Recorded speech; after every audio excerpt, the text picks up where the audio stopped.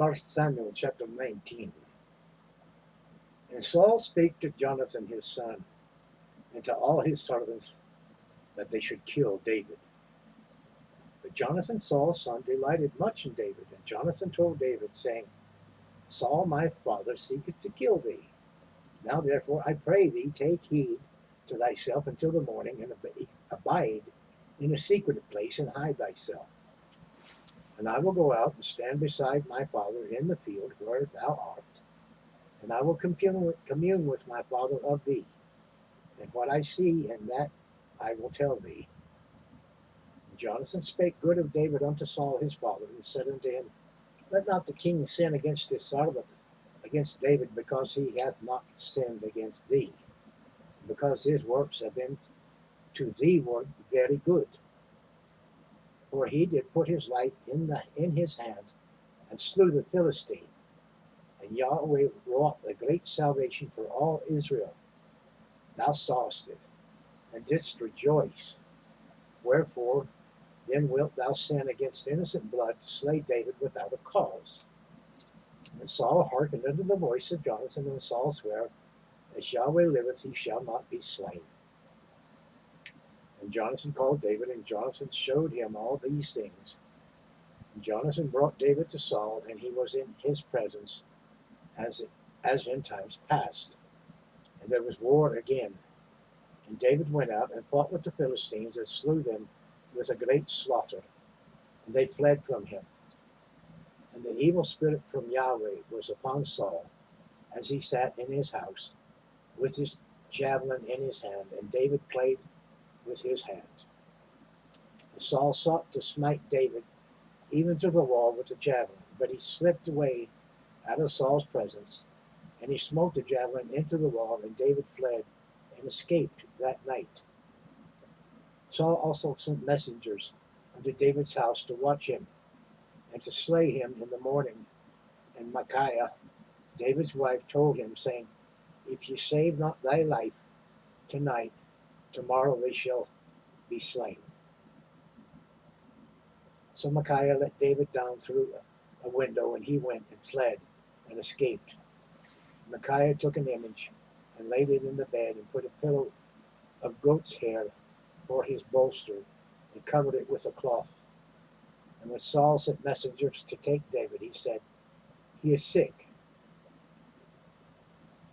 She said, He is sick. And Saul sent a messenger again to see David, saying, Bring him up to me in the bed, that I may slay him. When the messengers were come in, behold, there was an image in the bed with a pillow of goat's hair for his bolster. And Saul said unto Micaiah, Why hast thou deceived me, and sent away mine enemy, that he is escaped? And Micaiah answered Saul, He said unto me, Let me go, why should I kill thee? So David fled and escaped, and came to Samuel to Ramah, and told him all that Saul had done to him. And he and Samuel went and dwelt in Naioth. And it was told Saul, saying, Behold, David is at Naioth in Ramah. And Saul sent messengers to take David. And when they saw the company of the prophets prophesying, and Samuel standing as appointed over them, the Spirit of God was upon the messengers of Saul, and they also prophesied. And when it was told Saul, he sent other messengers, and they prophesied likewise. And Saul sent messengers again the third time, and they prophesied also. Then went he also to Ramah, and came to a great well that is in Seku. And he asked and said, Where are Samuel and David? And one said, Behold, they are at the Naioth in Ramah. And he went thither to Naioth in Ramoth, and the Spirit of God was upon him also, and he went on and prophesied until he came to Naioth in Ramah. And he stripped off his clothes also, and prophesied before Samuel in like manner, and lay down naked all that day and all that night. Wherefore they say, Is Saul among the prophets? Also, where is Saul also among the prophets? That concludes 1 Samuel chapter 19. God has a way of protecting his, does he not? He wanted to come to him, and everybody he sent wound up prophesying. So he went himself, he wound up prophesying. God will not. God puts his protection on somebody, they are protected.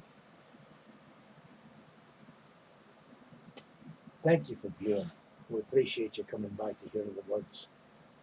May they bless you and bless your heart. And may something that God has said in his word be of use to you for your personal growth in Yahweh, Jehovah, Yod-Heh, Vod-Heh.